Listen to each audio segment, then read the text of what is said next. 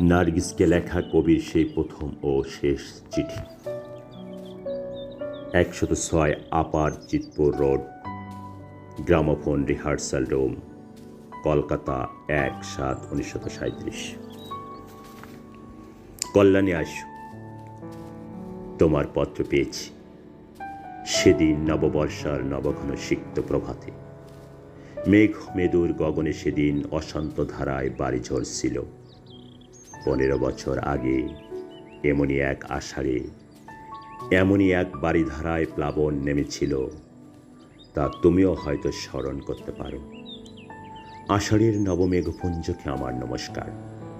এই মেঘদূত বিরহী যক্ষের বাণী বহন করে নিয়ে গিয়েছিল কালিদাসের যুগে, রেবা নদীর তীরে, মালবিকার দেশে, তার প্রিয়ার কাছে। এই মেঘ